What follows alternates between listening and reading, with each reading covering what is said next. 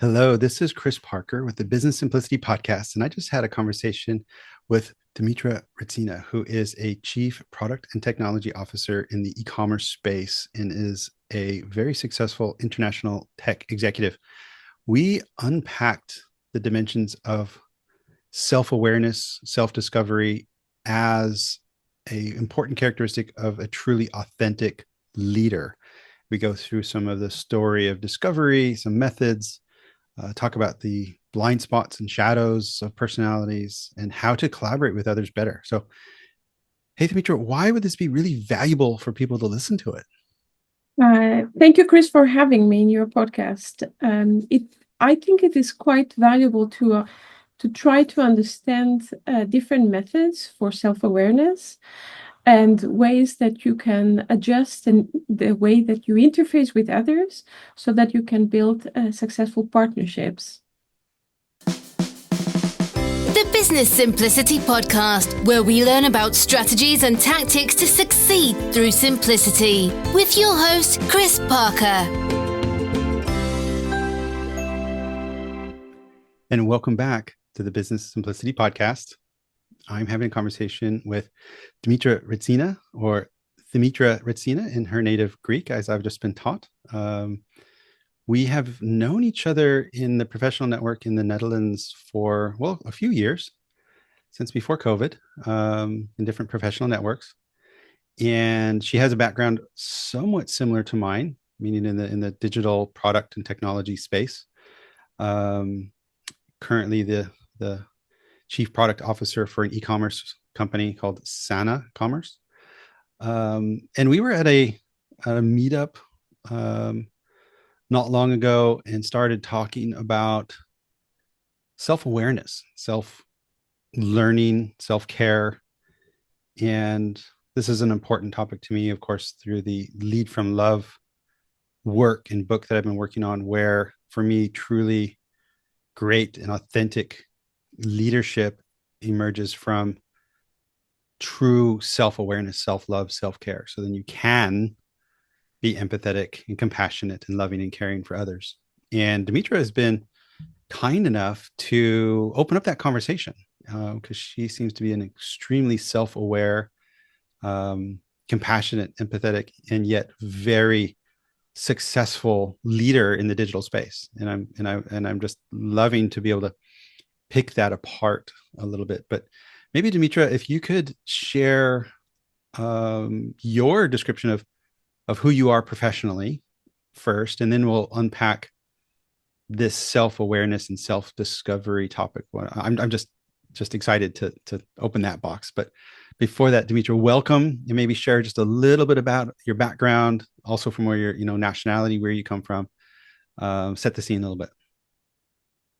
Thank you for inviting me to speak with you, Chris. From the first time that we spoke, obviously there's a good connection because there's, I think, also common beliefs about being true and about how important leading with authenticity, the importance of that. I'm very excited to have this conversation today. My journey started, in Greece. I come from Greece, as you mentioned. I moved in the Netherlands in 2005, so a long, long time ago.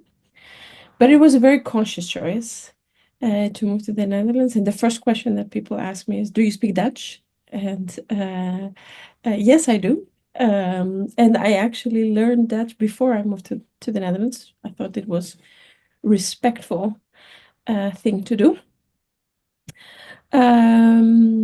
I always balanced engineering and product work in my career. I almost dare to say that there were two parallel paths in how things evolved for me.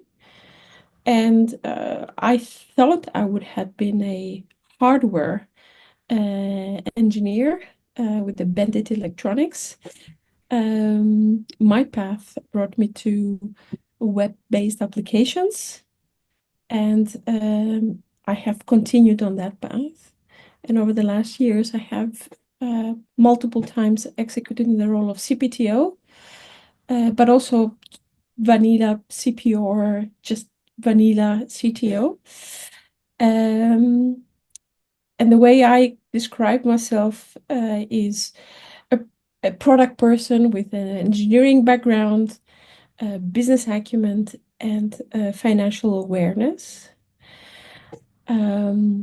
I consider myself lucky to be an ice hockey goalie mom, spending a lot of time with my son in ice hockey rinks. Mm. And I am also a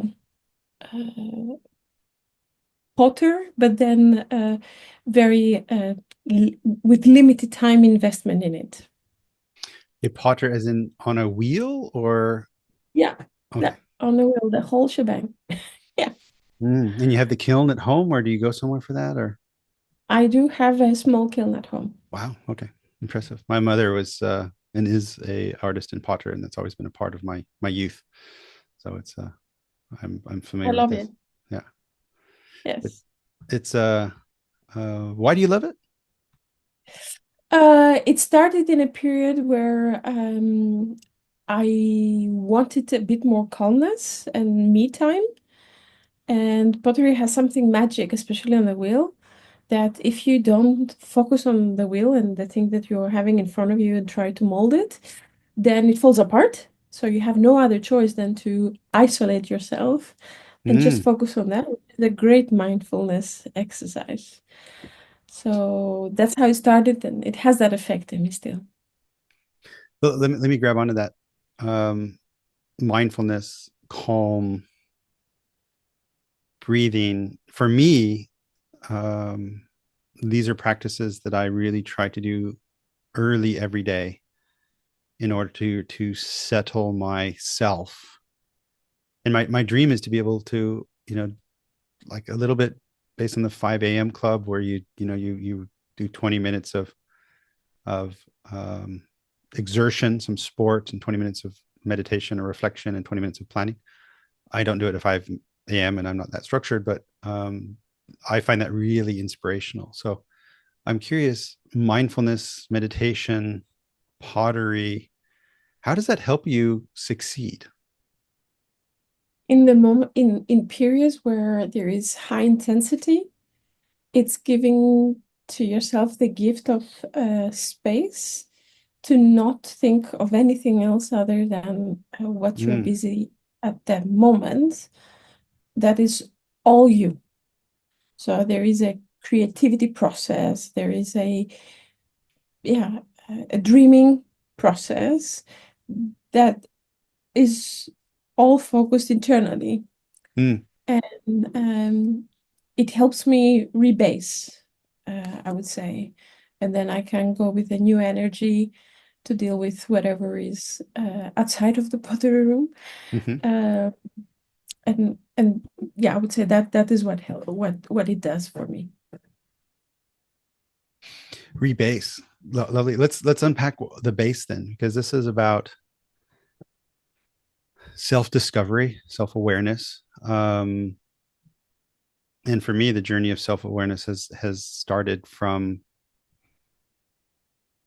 very early in my career and my life. I've always been fascinated about who I am. And I have some theories on why that is. Maybe they're matched up with yours, but what does self-awareness and what does that mean for you? Is that meaning something to do with your base, your core, your essence, or like how would you Yeah. define this thing of self-awareness? So I would say for knowing what you want, who you are, and but also what you don't want and who you're not. Mm, How you present yourself to others, um, where your borders are, and where you meet others. hmm. These are all different dimensions for the same topic. Um, Knowing where you stand and knowing how to be in the world, right? Yeah. So, and for me, I would say I knew what I wanted to do, and I was trying to find my path in doing that. But I would say I was not as much in the beginnings, at least. I was not as critical as to how I presented myself to the world or who I represented myself to be. So I was following the flow as it was, Mm. focusing in the content of the work. And there was a moment for me, quite pivotal moment, where I had become a manager. I knew I then had a team, and I was in the Netherlands, and I had teams from different cultures. So I was trying to navigate the newity that brings, and the questioning of own values and own beliefs. So I would say that moving to the Netherlands was definitely fundamental event for me to reassess. Mm. Okay, who am I? Right? How do I fit here? But also there was that period where I got a book called What Got You Here Will Not Get You There. Mm-hmm. And it was after a while I was a manager, and I started reading the book, and I was reflecting, this is what I do. And and that was the beginning for me to take a pause and give it time to explore myself. I'm curious what a lot of what you've shared is relation to others as well, meaning it isn't Yeah. only the essence of self, but also self in the context of others.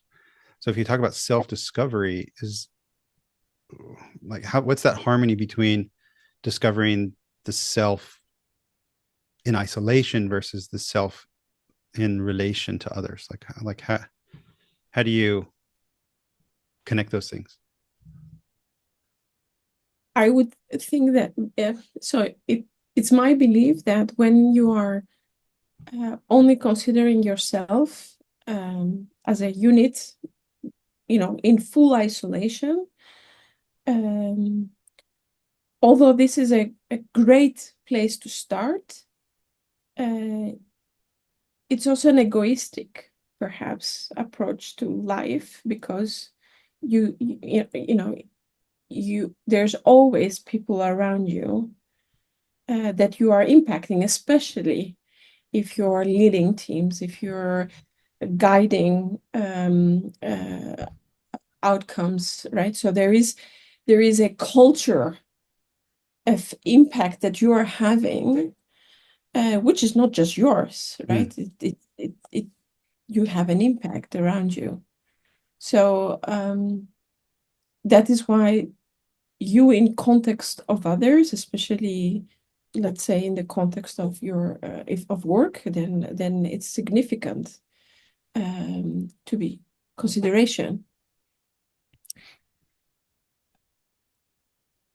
I also, so when I'm doing when I am recruiting, it is important to me, even if I recruit for somebody in my team that is not directly connected or reporting to me, I find it is important that they get to the team members will meet me, because I know I have an impact in the culture that I'm building. So, and I think it's important for them to know and for me to know them. Yeah, I like it. My current, based on leading from love, I have the dimensions of loving me so I can love you, so we can love us or love together.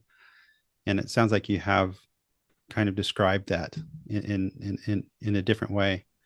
And the self-discovery, I'll point to Eckhart Tolle and some other psychological thinkers and philosophers where yes, there's the ego, the mind dimension. There's also the physical dimension. And what I seek with meditation is actually to connect with self, that inner self, which is neither ego nor physical. Not sure what it is, but it's that other thing, that thing is left. And somehow when I'm connected to that, then my true essence or power or personality can shine through more. And then having these boundaries and having this outward personality for me becomes more authentic. It's more real. Or maybe it's just age. I don't know. Maybe it's just yeah, having tried on a couple different personas and personalities.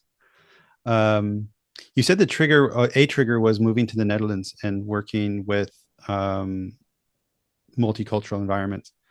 I also really felt that when coming from the States and then immediately managing teams that had, I don't know, 12 different personality, nationalities on it. It was just and from different stages of career, and to realize how many other different definitions of successful personality and successful authentic self there was. I think that was really eye-opening for me as an American coming over, having just literally no idea what European meant, much less all these other little nuances. How is that? Was that a trigger for you? Meaning you landing in a very different place that was the invitation to reflect, or how did that happen? Like, what happened at that moment? Well, I think you start experiencing things that makes you question aspects of the life that you had led until that moment that previously you had not even considered. Yeah. Coming from Greece, there are certain, beliefs and values and habits, small things and big things in life, which, you don't question until you see them being applied differently or considered differently. And that is actually what you're being confronted on a day-to-day, or also moments that you take to actually understand the context of the other person. And context is really important. Where the other person comes from, where do they want to go, and where they have been. So there's huge difference in what I experienced, and it changes. I also realized that it also changes. How? When I moved here, for example, there was no recession in Greece, so I was just one of the many different nationalities. And then the political scene and situation, financial situation in Greece with respect to Europe at that period that followed,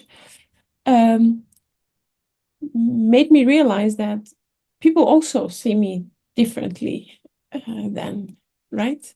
You cash in different behaviors. Things change. Well, the definition of being American has changed dramatically over the last 10, 20 years. Trump he existed, but he was a different type of television personality at that time. And what I also find is there's a difference, because there's also a different way of people interact. Being from California, which has a different definition than only America. I have a very generic American accent. I'm also white. I'm male. I'm tall. The definition of all of these things, the context and the culture shifts on these dimensions. So I think it is an ever changing thing. But being able to reflect that against other realities, other valid truths. I know one thing that I discovered over the course of my career is this might be very, very philosophical, but truth is very contextual. Like it's okay. Yeah. I'm fascinated. I'm in a leadership development network, and some of the people there were showing how AI can be dramatically wrong And one of the cases, they were using two different LLMs, and one of them was very critical of Trump, and the other one was very, when they read it somewhere else, was very positive of Trump, and they were pointing at it saying, "See, it can be wrong." I was like, guys, that's not wrong. That's also true, but that's just someone else's truth, and this is mimicking the truth of another community, and the judgment of that is with you. So it's yes, LLMs can be completely wrong and hallucinate, but in this case, it looked like this is just two different truths, which it is, repeating back to us, and then we have a judgment on it, and so withholding judgment.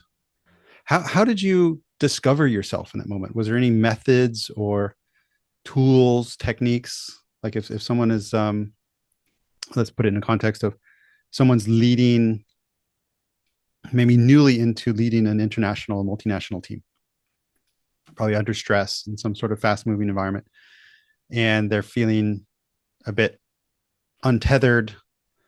They're out of their normal comfort zone. They might be having a hard time connecting with some of these other people at a non-linguistic level. There's just maybe some misunderstandings or disagreements that the person can't really figure out. What would your advice for that person be?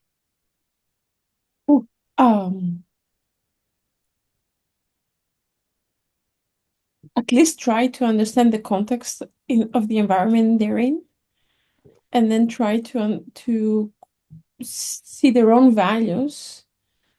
So there's how they stand against what is normal. And for me, has been fundamental for many things. Like I come from Greece, and the majority of Greek people are Greek Orthodox, or have been. I'm not following the statistics lately.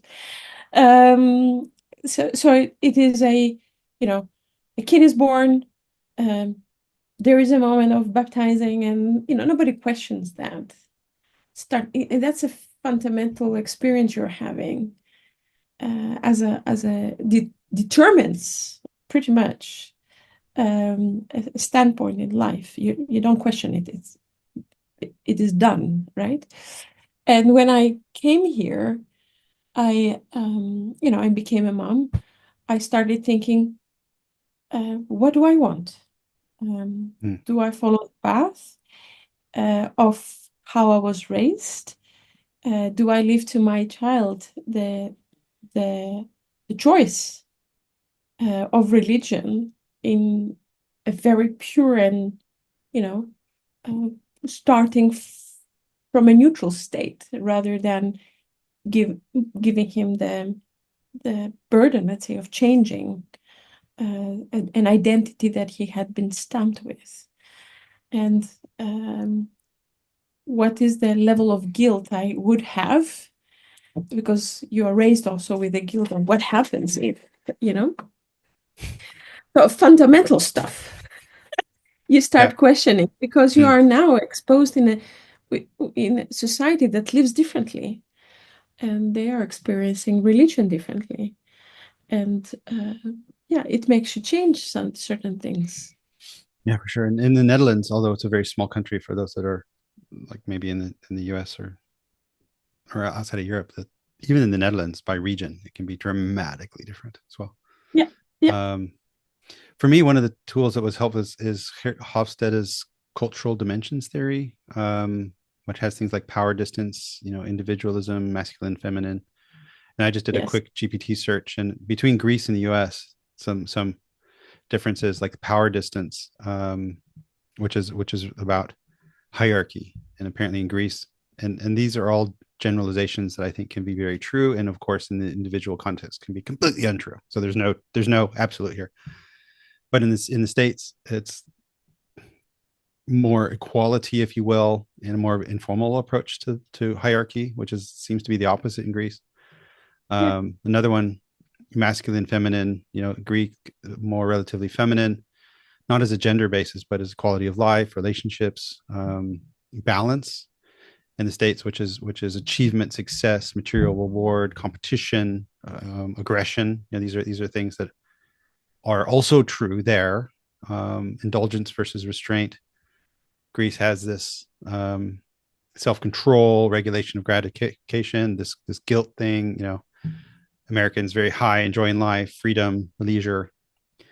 And if you're not aware of these cultural, contextual differences, Yes. I think you can really fall into a right or wrong judgment as opposed to an awareness. And when you can give it that's what I like about the Hofstadter models.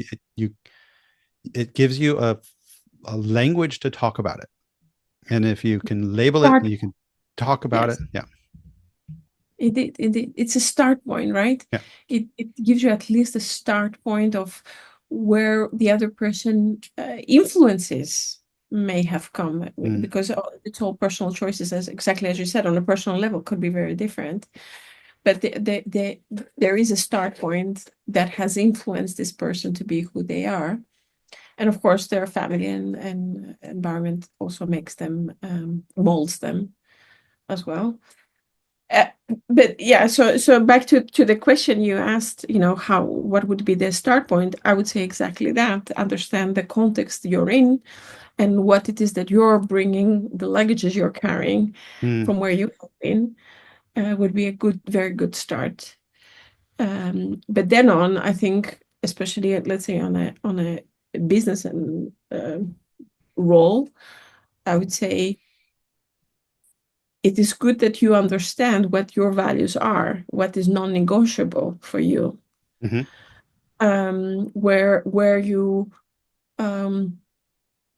Where you set your border with respect to your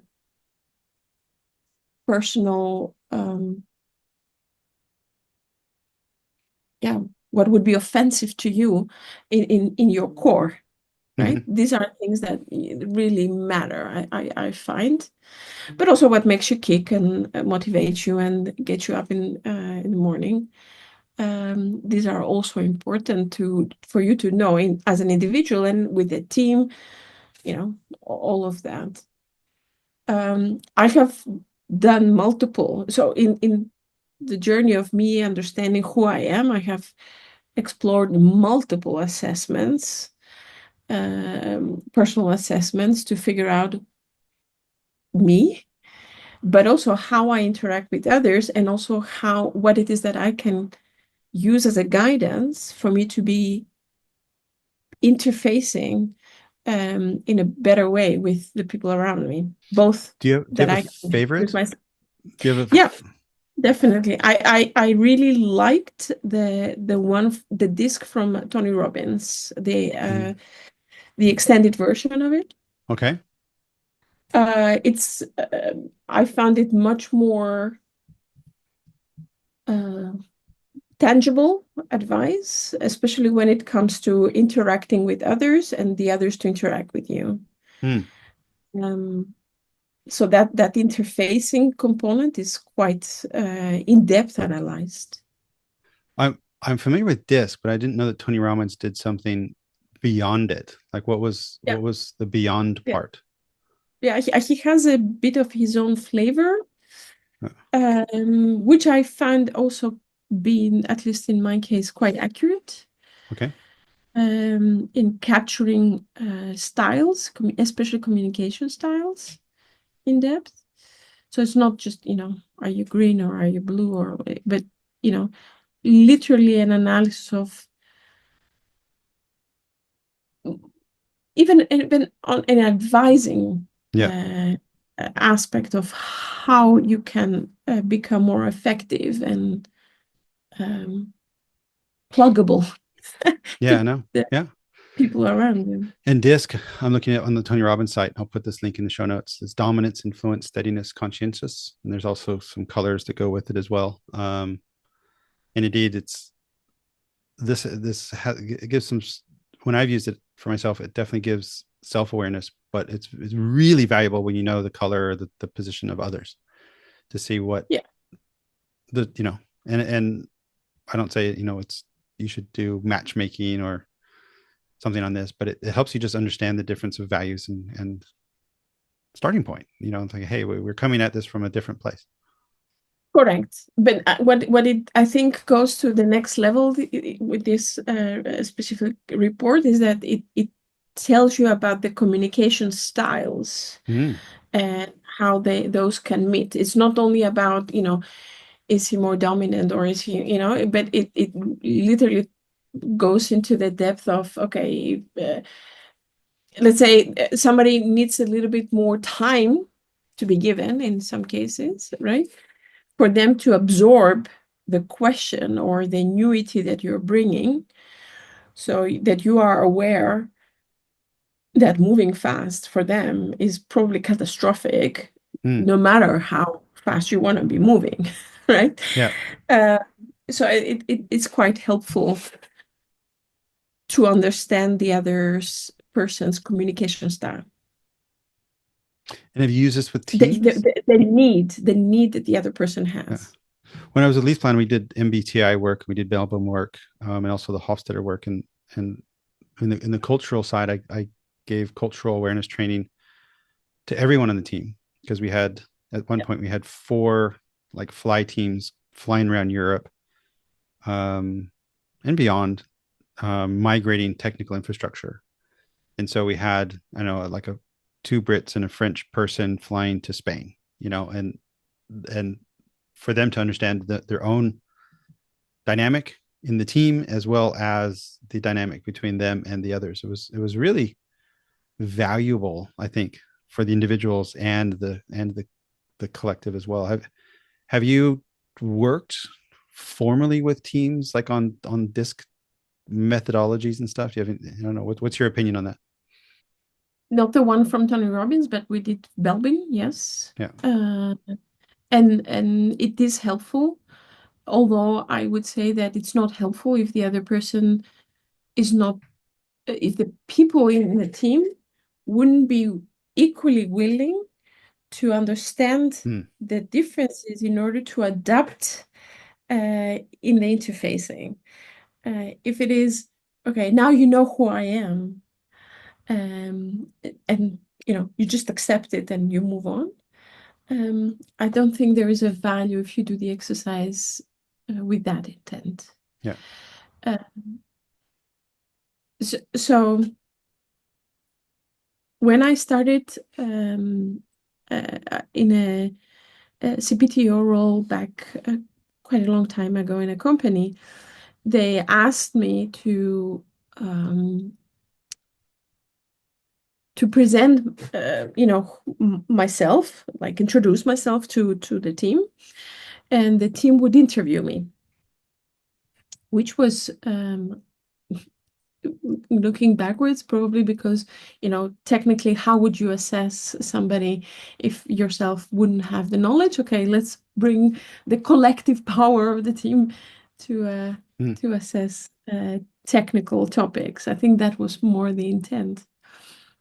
But to me, that was really the moment where, for the first time, I took a step back and I started describing me with the intent to communicate to others who I am. Hmm. Um, and I did that very consciously, um, being terrified at the moment. Are you still with me? Yeah. I'm listening. Okay. Yeah. So at the time I was terrified in presenting myself to the team. So they ripped me apart in terms of technical interview.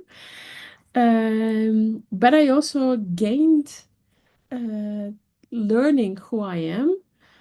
And it was also a pivotal moment for me because I realized, well, actually, it makes absolute sense to me that if I will start in any role as a leader, they need to know me. In an interview cycle where you're being considered as a candidate for a leadership role, most often you're assessed from the people you're working with, C-suite, or, there's HR involved, very rarely the full team Mm-hmm. or a big part of them. And I thought this is unfair because when I hire somebody, I know very well who they are. And here I am as a leader. We're supposed to say, we're going there, let's go. And they know nothing about who I am. Mm. So I think it's unfair.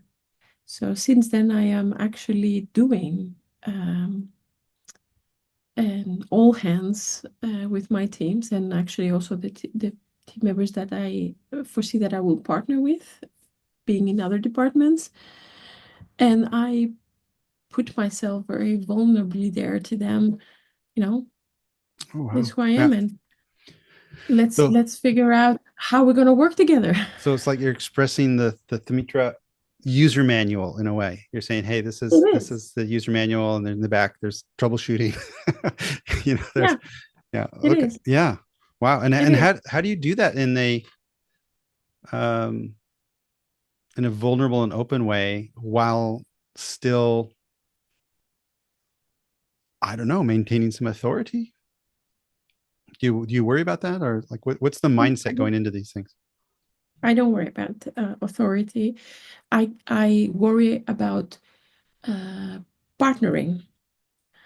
When I lead a team, I join, and I have the intention of partnering, building a relationship, and that is crucial for me. Hmm. So I want to be open about who I am, also my weaknesses. You know, can I can I blindly inform the team, okay, if I have also done these blunders, and if this happens in our relationship, please come and let me know, because I might not be aware of it. Uh, so I'm opening the door for them to communicate to me what will make our relationship better. So I'm not communicating with the intent to say this is who I am, Hmm. more like a start point. Okay, let's figure it out. How What are we going to?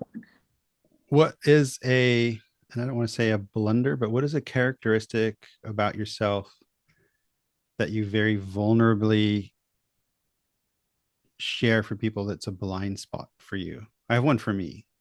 I'm curious, like what is the chapter one in the troubleshooting guide of Dimitra? Like what would that characteristic be? Do you know?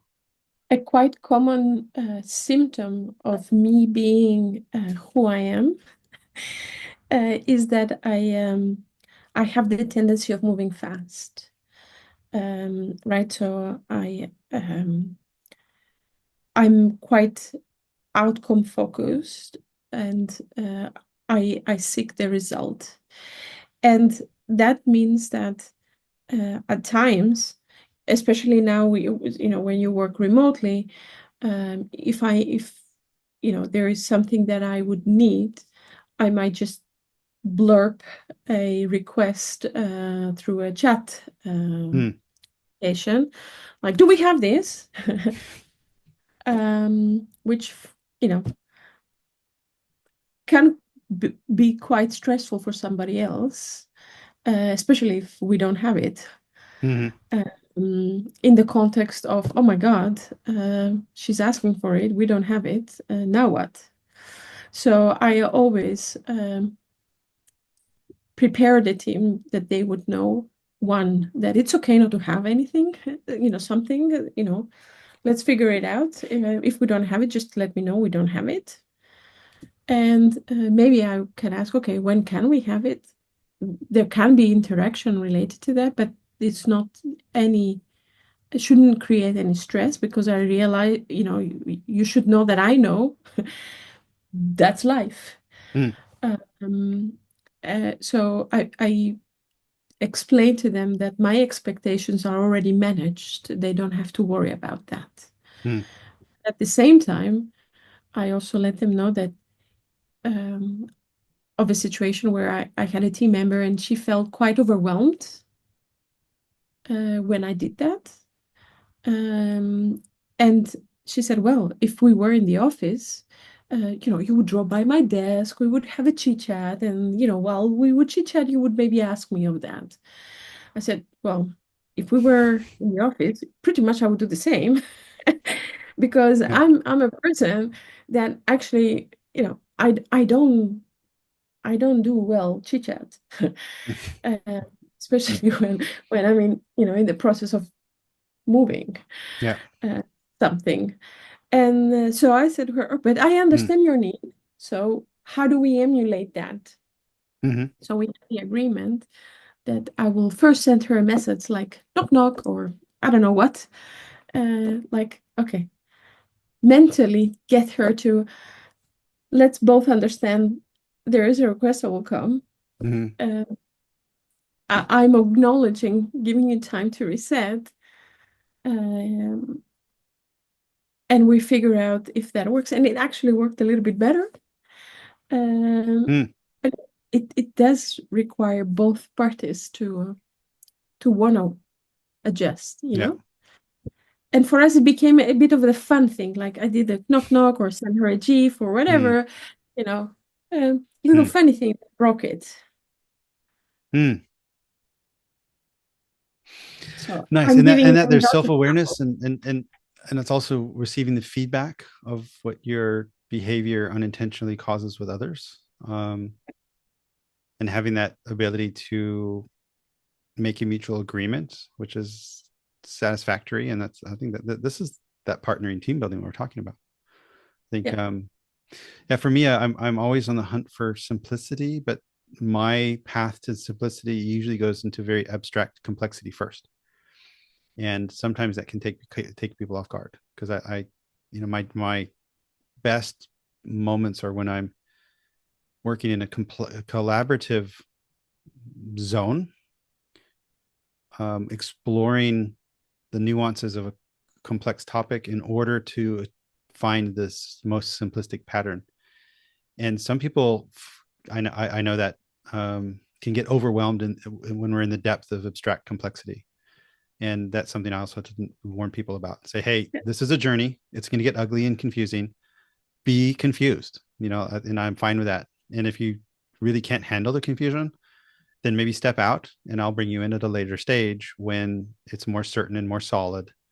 And, other people, maybe you're better at polishing something that's a bit more formed as opposed to exploring something that we're decomposing and breaking before we're rebuilding and stuff like that. So I also know that there's in that sort of, the diamonds of innovation and product discovery, there's moments when different people are comfortable with the different dimensions, whether you're expanding or contracting. And I need to get aware of what people's preferences are because there's some people that are more comfortable yeah. in the uncertainty, and there's some people who just really don't like that, and which is also fine.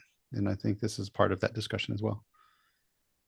Agree. Yeah. Agree. And if you do not know what your style is and what your style, how your style can affect others, depending on their Mm. style, then and you don't even if you're not leaving the door open for them to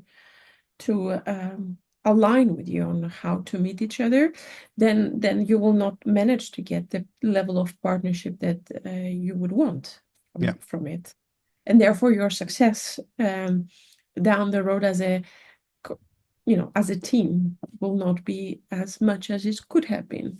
So I think it's fundamental aspect for any leader to find the way to interface better. Yeah. I've seen personal manuals where they're very focused on the technical part, like you my I don't know my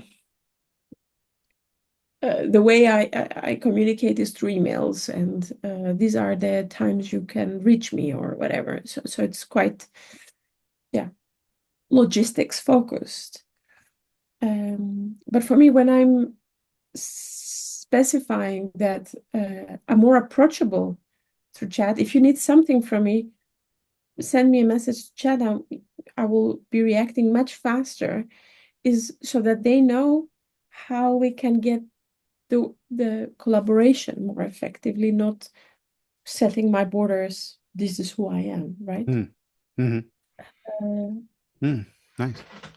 yeah, The I think it's also not only between the manager and the subordinates in that case, because what I'd like to do is over time evolve what I call the WOW, the way of working document. And typically when irritations or conflict happen at a behavioral, so maybe not like tactical type thing, but more of a behavioral basis, then like one of the obvious ones, is it more important for us to start meetings on time or stop them on time? Because if everyone's back to back 1 hour meetings, then somebody will be disappointed. Yeah. Or do you schedule 50-minute meetings or 20-minute meetings? Or, how do you solve this so then half the company isn't irritated? So, how do you have this conversation? And these are the types of things that you just maybe coming back to after you've had a pottery session or a meditation session, that you can see these anti-patterns of disconnect, you know what I mean? And you say, hey, something's happening here. This is the fourth time I've felt this. Can we have a chat about this, our next, retro or whatever, and then and see what we can do something about. Make an agreement collectively. I think it's Yes. I think it is helpful, and indeed it is beyond just me and my team. It's me and my partners in the general sense. Yeah. Wherever these partners are, and my team is part of my partner network, same as my people, my counterparts in the C-suite, or in other departments in any position. Yeah. So yeah, that's one of the fundamental things that I like to do. It is the result of personal awareness, and I find it necessary to lead with, and being true. Yeah. Being true to yourself and trying to be true to others. I think last thing I'd like to unpack a little bit is if you have an opinion on mentoring, meaning because mentoring has a lot to do, I think, about self-discovery of the other and guiding and nurturing someone else upon invitation to be mentored or coached. How do you apply this to helping others succeed in their own journey? Do you have any pointers or preferences on that? I'm just curious how this is part of your own, I guess, personality or character as a leader. Yeah. I have to say that it was quite later in my career where I saw the benefit, and I was blessed to have a mentor. This is an amazing experience. I find fortunate to actually have had that. And I think, aside of an advising part or sharing experiences, which I wasn't haven't came my path until that point.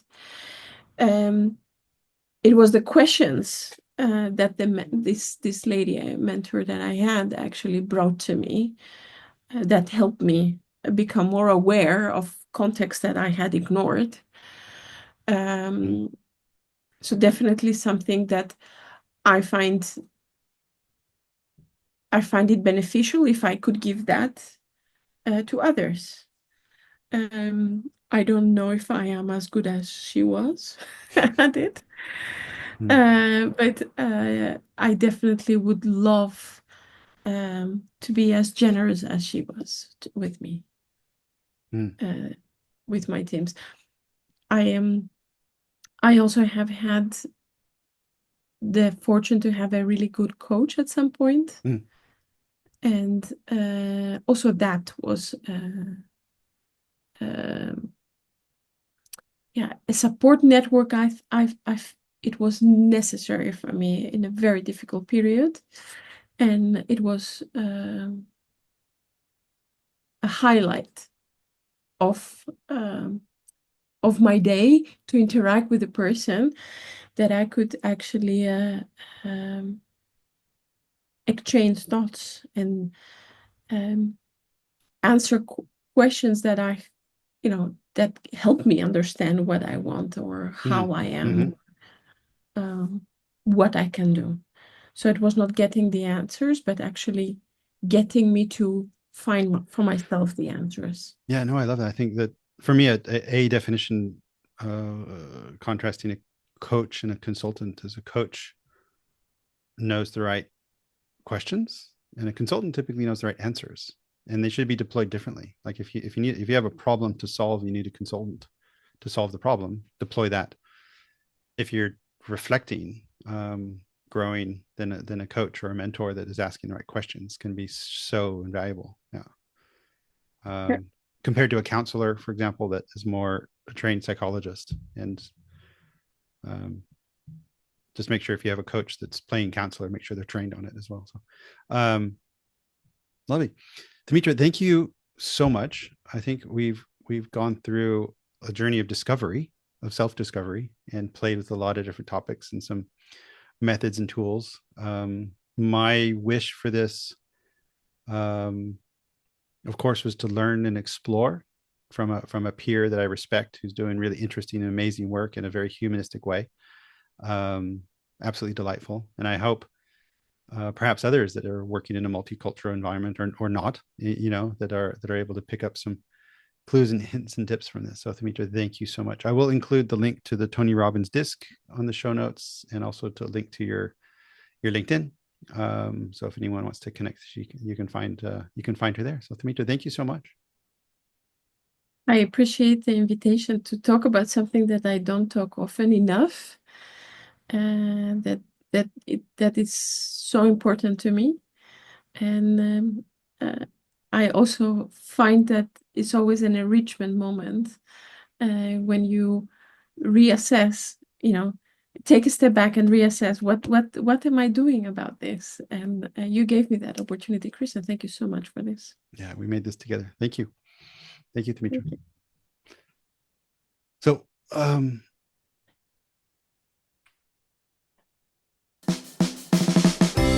Thank you for listening. Visit ebullient.com. Don't forget to like and subscribe to the podcast on your favorite player.